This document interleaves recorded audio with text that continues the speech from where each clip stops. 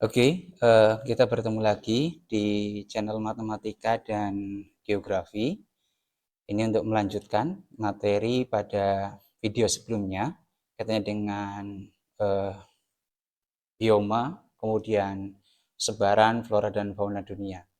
Nah, pada pembahasan pada video kali ini, kita akan mencoba sedikit mengulas materi pada pertemuan video sebelumnya itu, berkaitan dengan bagaimana persebaran flora dan fauna yang ada di dunia menurut Alfred Russel Wallace.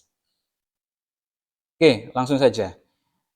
Alfred Russel Wallace ini membagi katanya dengan fauna yang ada di dunia ini dalam 6 zonasi. Yang pertama itu ada zona nearktik, ya.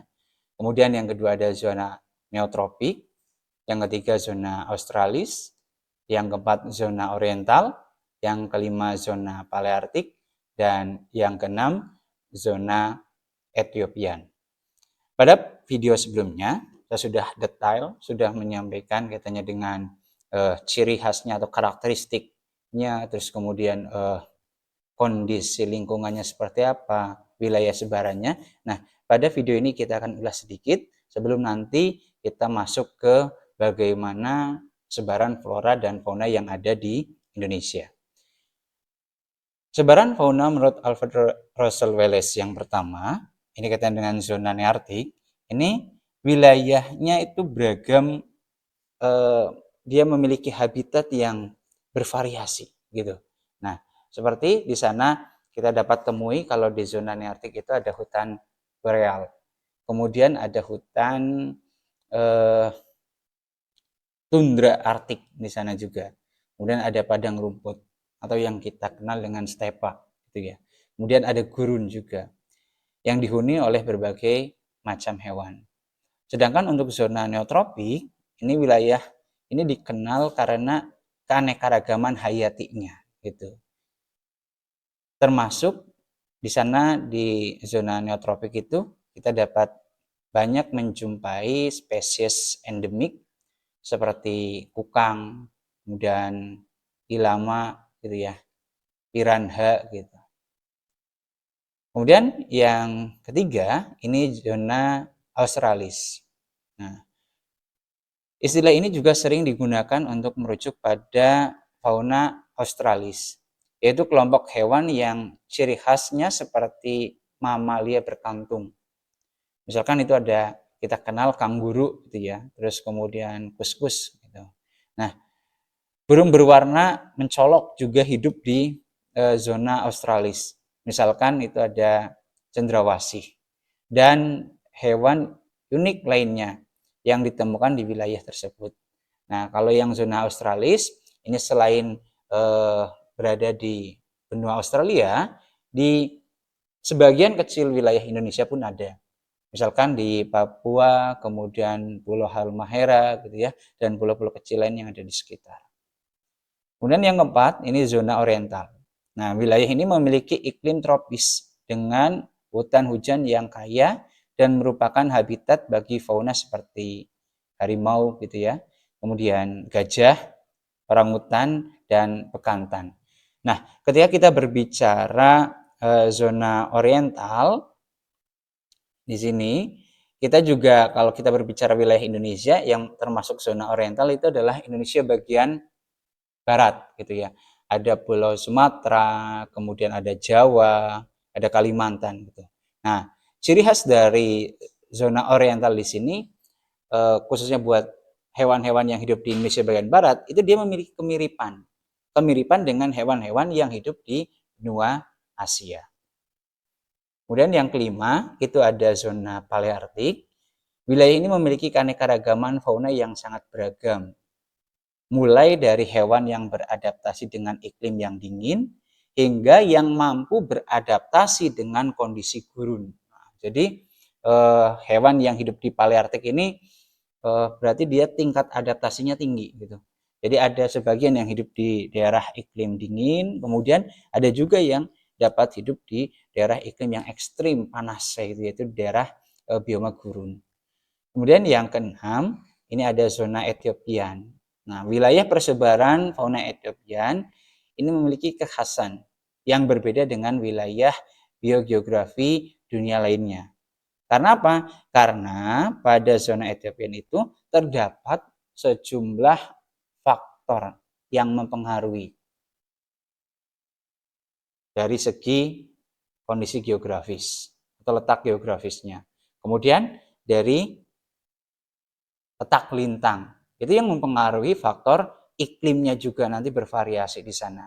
Kemudian dari segi sejarah geologinya, yang nanti akan mempengaruhi bagaimana evolusi kehidupan flora dan fauna yang ada di wilayah zona Ethiopian tersebut. Oke, yang selanjutnya Pak Ujang tampilkan di sini kaitannya dengan wilayah sebarannya tadi yang sudah dibahas, kaitannya dengan Australian, kemudian Oriental gitu ya, Palearktik, kemudian ada Ethiopian gitu ya. Itu mendominasi wilayah sebarannya di benua Afrika ya, dan Madagaskar di sana.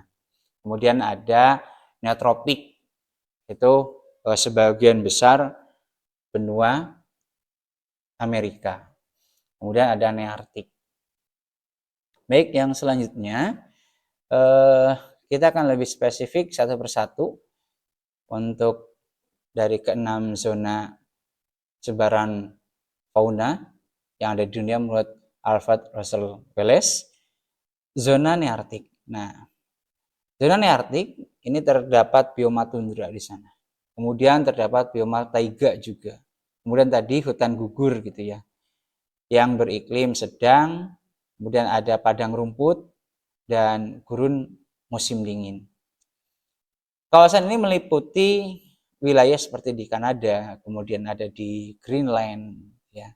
Kemudian bagian timur Amerika Utara, terus kemudian bagian barat Amerika Utara juga. Kemudian ada juga yang termasuk zona Nearktik itu masuk ke bagian utara wilayah Meksiko. Kemudian untuk fauna yang hidup di Nearktik itu nanti ada kalkun, terus kemudian ada rusa kutub, nah, terus kemudian ada bison. Ini sebagai fauna yang hidup di daerah Nearktik. Kemudian yang selanjutnya kaitannya dengan sebaran fauna yang ada di dunia itu ada zona neotropik. Nah, ketika kita berbicara zona neotropik, itu ada hutan hujan tropis, gitu ya, wilayah sebaran biomanya yang termasuk zona Nearktik itu. Kemudian ada padang rumput atau yang kita kenal dengan savana. Kemudian ada gurun juga. Nah, ketika kita berbicara zona neotropik, itu wilayah sebarannya bagian selatan Meksiko, gitu ya, bagian selatan Meksiko ini. Kemudian ada Amerika Tengah, kemudian Amerika Selatan gitu. Nah, neotropik itu sendiri hewan-hewannya atau fauna yang hidup di sana cukup imut-imut gitu ya, kecil, lucu tapi endemik gitu. Karena dia hidup di daerah yang sebagian itu dingin, kemudian sebagian itu juga ada yang termasuk daerah tropis kayak gitu. Misalkan ada oposum ya, dapat dilihat gambarnya. Kemudian ada armadillo seperti terenggiling gitu ya. Kemudian ada monyet marmoset gitu. Nah, seperti kera ataupun monyet yang ada di wilayah oriental Indonesia, tapi dia ukurannya kecenderungan lebih kecil. Kemudian yang selanjutnya fauna zona australis. Nah, tadi seperti yang sudah disampaikan di awal, untuk zona australis itu terdapat bioma gurun tadi. Ya. Makanya di Australia itu kita dapat menjumpai gurun. Kemudian ada hutan tropisnya. Ada hutan gugur beriklim sedang dan hutan hujan beriklim sedang pula. Untuk wilayah sebaran dari zona australis itu meliputi Indonesia bagian timur. Tadi seperti yang sudah disampaikan di awal ada Pulau Papua gitu ya. Kemudian Halmahera dan pulau-pulau kecil lain yang ada di sekitarnya. kemudian ada benua Australia itu sendiri, dan New Zealand. Dan satu lagi itu Papua Nugini. Dan ini gambaran fauna yang hidup di zona Australis. Tadi ciri khasnya itu dia hewan berkantung gitu ya. Ada kanguru, kemudian ada wombat gitu ya, imut sekali. Terus kemudian ada koala. Yang selanjutnya fauna zona oriental. Nah, ini Asia, terus kemudian Indonesia gitu ya. Kawasan zona oriental ini didominasi oleh hutan hujan tropis, di mana wilayah sebarannya itu ada di Asia Selatan, kemudian Asia Tenggara gitu ya, dan bagian selatan Asia Timur, India, termasuk Indonesia, khususnya adalah wilayah Indonesia bagian barat. Untuk fauna yang hidup di zona oriental itu ada orangutan, kemudian ada badak, dan ada tarsius.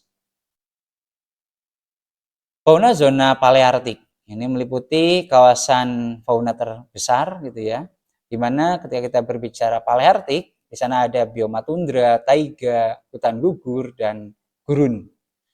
Untuk kawasan paleartik ini tersebar di sebagian besar benua Eropa, kemudian daerah sekitar Kutub Utara, Rusia, Asia Tengah, Asia Timur, kemudian Maroko. Nah, ini untuk faunanya ada panda, kemudian ada serigala, dan phoenix gitu ya. Nah, dia itu seperti kayak singa gitu ya, ataupun kucing besar gitu. Kemudian yang selanjutnya fauna zona Ethiopian. Ini fauna yang mendominasi wilayah benua Afrika gitu. Untuk fauna zona Ethiopian itu sendiri, di sana terdapat hutan hujan tropis, ada stepa, kemudian ada sabana gitu ya, dan gurun pasir.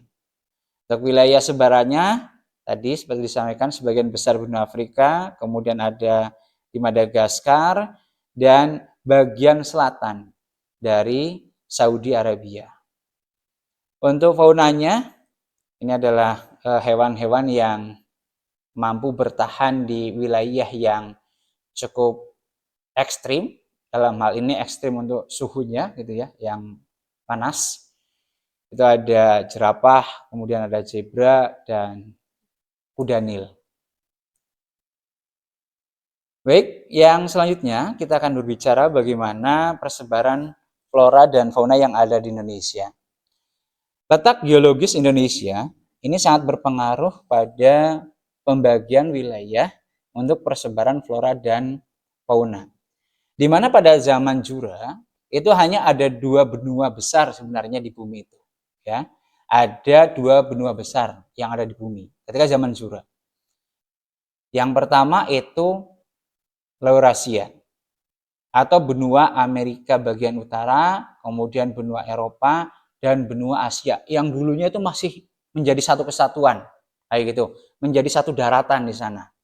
Jadi belum berupa seperti sekarang, ibaratnya ada dipisahkan oleh laut ataupun selat gitu, dipisahkan oleh samudra, belum.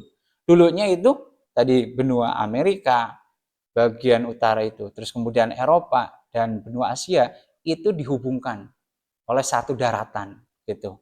Nah, sehingga mereka dikenal dengan tadi benua besar Laurasia. Kemudian yang kedua itu ada Gondwana. Ini Gondwana itu adalah sambungannya atau puzzle-nya gitu, kumpulan-kumpulannya kalau sekarang itu kita kenal dengan benua Afrika, benua Australia gitu. Kemudian benua Amerika bagian selatan. Dan satu lagi yaitu benua Antartika. Itu dulunya nyambung jadi satu daratan, dikenal dengan Gondwana. Nah, itu yang menyebabkan juga, latar belakang itulah yang menyebabkan juga kenapa di bumi gitu ya, ataupun di suatu negara tertentu itu terkadang kita menjumpai flora ataupun fauna yang memiliki kemiripan dengan flora ataupun fauna yang hidup di negara tersebut atau di negara lain kayak gitu yang ada di muka bumi kayak gitu. Karena pada saat dulu gitu pada zaman Zura itu mereka masih bebas gitu untuk melakukan apa? Migrasi, perpindahan gitu. Karena masih berupa daratan. Seperti gajah yang ada di Thailand. Kan di Indonesia juga ada gajah. Kan kayak gitu contohnya. Nah, terus kemudian kanguru yang notabene itu adalah fauna endemik dari Australia. Tapi kita temukan juga di Papua. Nah, nggak mungkin kan hewan itu naik pesawat gitu dari benua Australia ataupun naik perahu kayak gitu dari benua Australia terus kemudian pindah ke Papua. Nah, jadi dulunya itu kenapa mereka bisa berpindah seperti itu dan sekarang ada kemiripan di beberapa wilayah yang ada di bumi itu karena dulunya mereka masih dalam satu daratan sehingga mereka masih bisa melakukan interaksi ataupun bermigrasi, berpindah dari satu tempat ke tempat lainnya. Itu secara histori gitu ya. Kemudian sebaran flora dan fauna yang ada di Indonesia. Sebaran flora di Indonesia. Ini menurut Van Stens, Indonesia memiliki lebih kurangnya 4.000 jenis pepohonan. Di mana 1.500-nya itu merupakan jenis pakis. Dan 5.000-nya ini adalah jenis flora anggrek. Sebaran flora di Indonesia. Nah, di sana ada kawasan persebaran floranya. Yang pertama subregion. Ini Indonesia Malaysia. Itu dia memiliki kesamaan. Untuk di Indonesianya sendiri itu di Sumatera, Jawa, kemudian Kalimantan. Sedangkan yang kedua, ini ada Kepulauan Weles. Wilayah sebaran floranya itu meliputi Sulawesi, kemudian Nusa Tenggara, kemudian Timor, dan Maluku. Dan yang ketiga, ini subregion. Ini Indonesia bagian timur. Itu ada Australia atau kita kenal dengan Pulau Papua, Halmahera gitu ya. Nah, untuk flora Sumatera dan Kalimantan, ini tipe iklimnya gitu ya, di wilayah ini itu adalah tipe iklim AF atau tipe iklim hujan tropis. Di mana tropisnya itu kecenderungan basah. Untuk vegetasi, ini berupa hutan hujan tropis dan hutan bakau. Contoh flora, ini bisa kita jumpai, itu ada anggrek hutan, kemudian ada Rafflesia arnoldi, itu ya, meranti, kemudian ada flora damar juga. Nah, ini flora untuk wilayah Jawa sampai Bali. Kita dapat jumpai yang namanya pohon jati gitu ya. Yang mana pohon jati ini kecenderungan dia masuk wilayah dominasinya itu adalah tipe iklim AM atau muson tropis. Nah, walaupun di wilayah Jawa sampai Bali itu selain muson itu juga di sana ada sebagian kecil iklim hujan tropisnya atau AF-nya. Kemudian di beberapa tempat gitu ya, seperti di Taman Nasional Baluran di Jawa Timur, itu kita dapat jumpai juga di sana sabana. Yang notabene kalau sabana itu adalah dia bioma yang dominasi tipe iklimnya itu adalah AW gitu. Jadi semakin ke timur itu dia semakin kering gitu. Kelembaban udaranya juga semakin rendah. Vegetasi yang dapat kita jumpai di Jawa sampai ke Bali tadi yang memiliki iklim AM itu adalah hutan hujan tropis sebagian kecil, kemudian ada hutan muson, sabana tropis, dan hutan bakau. Nah, yang menjadi ikoniknya gitu ya, yang menjadi ciri khas dari hutan muson itu dapat kita lihat kalau di wilayah tersebut itu terdapat pohon jati.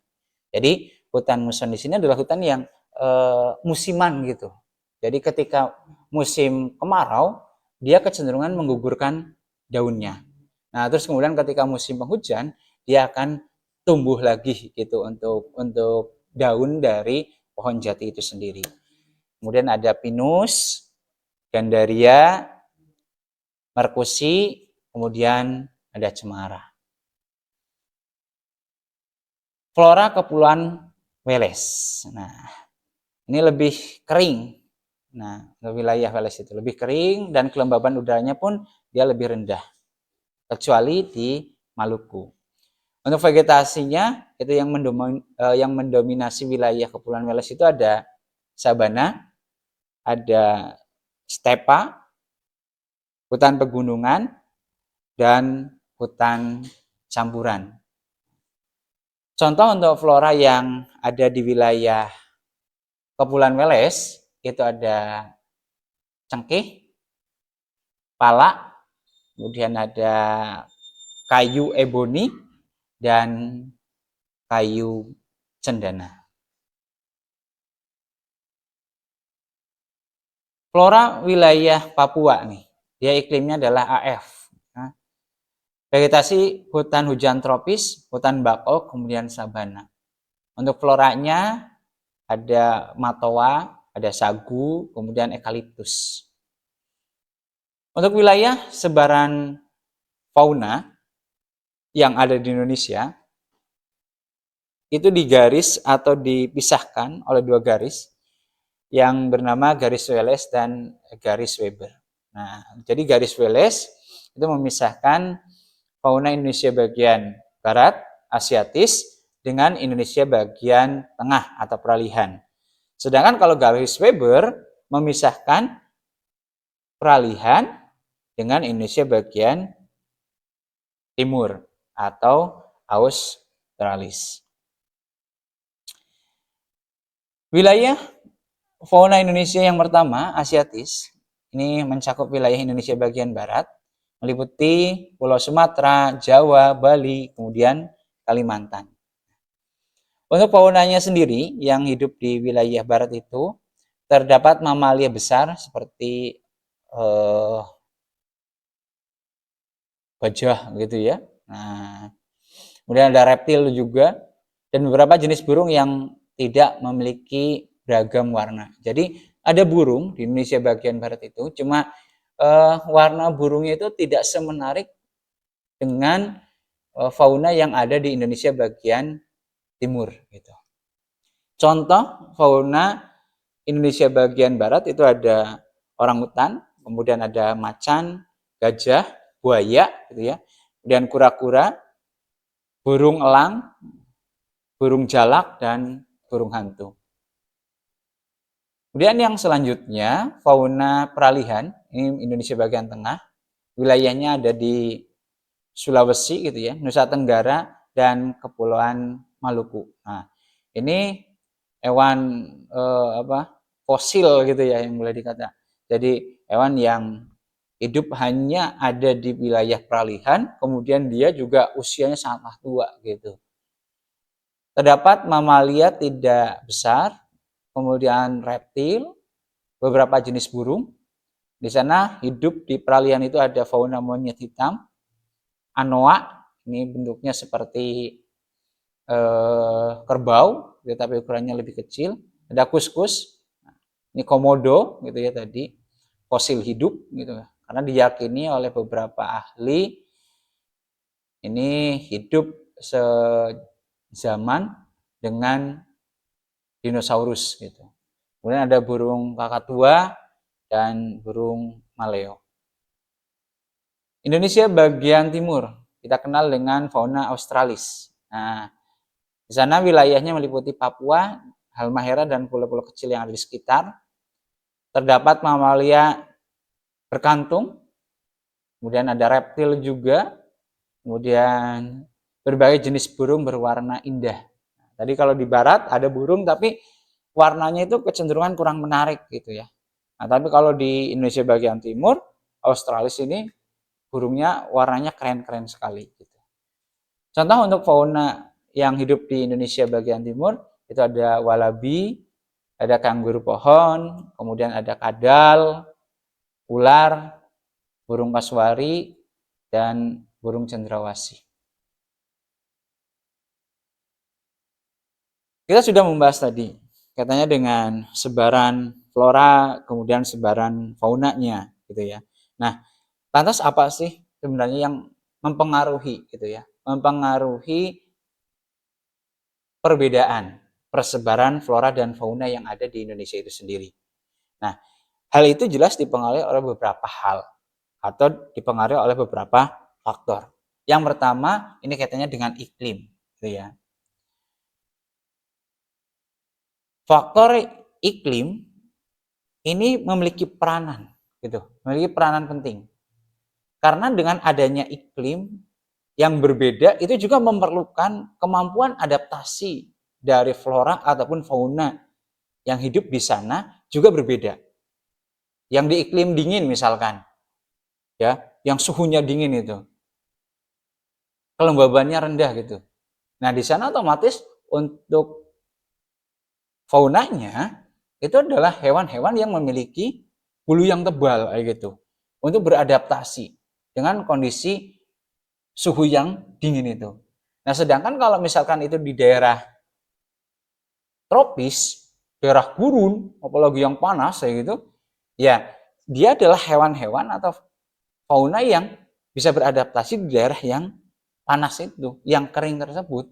Misalkan ada unta, dia memiliki punuk gitu ya. Nah, sebagai apa dia punuk unta itu? Punuk unta itu berfungsi untuk menyimpan cadangan air ternyata.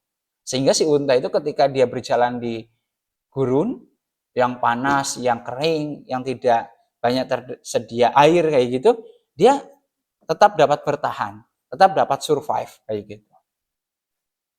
Nah, faktor iklim yang dimaksud di sini nanti berkaitan dengan suhu udara, kemudian kelembaban, angin, sinar matahari, kemudian curah hujan. Nah, wilayah kutub yang sangat dingin hanya ada hewan berbulu tebal seperti beruang kutub yang dapat hidup.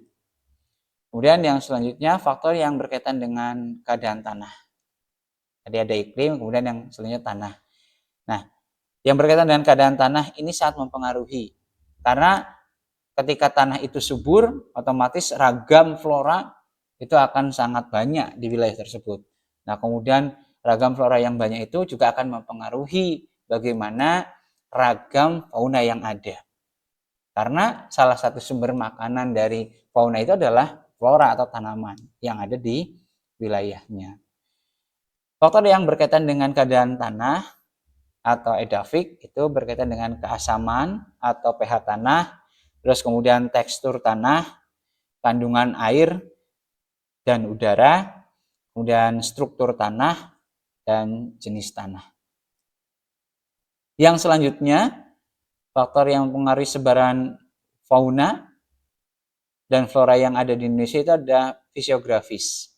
Nah, fisiografis itu berkaitan dengan ketinggian tempat dan bentang lahan suatu wilayah. Misalkan kaitannya dengan ketinggian, kemiringan, drainase, tingkat erosi tanah gitu. Nah, misalkan kaitannya dengan faktor fisiografis, kepiting nih. Itu dapat ditemukan di wilayah pesisir. Dan kambing, gunung, itu dapat ditemukan di wilayah pegunungan. Itu kaitannya dengan fauna. Sedangkan kaitannya dengan flora. Kalau kita Cilacap, di daerah pesisir nih, layaknya atau umumnya kita akan banyak menjumpai tanaman mangrove, bakau, gitu ya. Terus kemudian pohon kelapa. Nah, tetapi kalau kita misalkan berkunjung ke daerah dataran tinggi, misalkan ke Wonosobo, gitu ya, ke Dieng, gitu. Apakah kita akan menemukan mangrove di sana? Apakah kita akan menemukan pohon kelapa di sana? Nah, pada umumnya dalam kondisi yang normal, dalam kondisi alamiah tidak akan menemukan itu. Yang akan kita temukan floranya di daerah dataran tinggi itu adalah perkebunan teh, perkebunan kopi, gitu kan ya. Terus kemudian sayur-sayuran gitu. Nah, itu adalah faktor fisiografis mempengaruhi sebaran flora dan fauna juga. Kemudian yang selanjutnya ini faktor biotik. Nah, makhluk hidup sebagai media penyebar. Misalkan yang bisa mempengaruhi sebaran flora dan fauna itu manusia bisa. Kemudian tumbuhan, hewan. Misal tadi ada bunga terus kemudian dia dihinggapi oleh kupu-kupu. Nah, kupu-kupu itu hinggap di sana, terus terbang lagi membawa dan menyerbukan serbuk sari di wilayah lain atau di tempat lain, kayak gitu. Dan terus seperti itu, termasuk manusia juga melakukan rekayasa gitu ya. Yang sekarang lagi ngetren kan pembuatan aviari gitu ya. Jadi kayak habitat buatan di suatu tempat tertentu kayak gitu dengan mendatangkan flora ataupun fauna yang mungkin saja bukan endemiknya, atau sebenarnya kalau ditemukan di umum atau di alam itu dia tidak dapat hidup gitu. Nah, tapi karena ada campur tangan manusia, ada peran serta manusia sehingga memungkinkan ya flora dan fauna itu dapat hidup di wilayah tersebut. Contoh lainnya, manusia melakukan jual beli flora ataupun fauna. Manfaat pelestarian flora dan fauna. Yang pertama, menjaga keseimbangan ekologis. Ya. Jadi dengan adanya kita menjaga pelestarian flora dan fauna itu harapannya secara ekologis gitu ya, secara ekosistem itu akan terjaga. Jadi istilahnya tidak ada rantai makanan yang terputus gitu kan. Nah, karena semuanya itu berperan sesuai dengan kedudukannya masing-masing di alam. Apakah dia sebagai produsen, konsumen tingkat 1, konsumen tingkat 2 gitu ya. Terus kemudian sebagai pengurai. Nah, dia tetap terjaga dan semuanya hidup di alam secara berdampingan.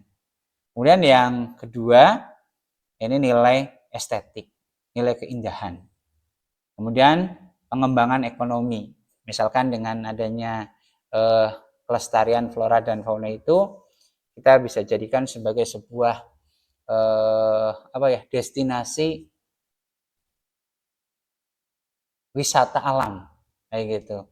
Kan kita kenal juga ada Taman Nasional Baluran gitu ya, Ujung Kulon kayak gitu ya. Dan yang selanjutnya, menurut Indonesia Biodiversity Strategy and Action Plan atau IBSAP tahun 2015 sampai 2020, keanekaragaman hayati ini memiliki nilai guna dan non guna. Nilai guna ini, keanekaragaman hayati itu terdiri dari nilai guna langsung yang mencakup konsumsi dan nilai produksi. Gitu.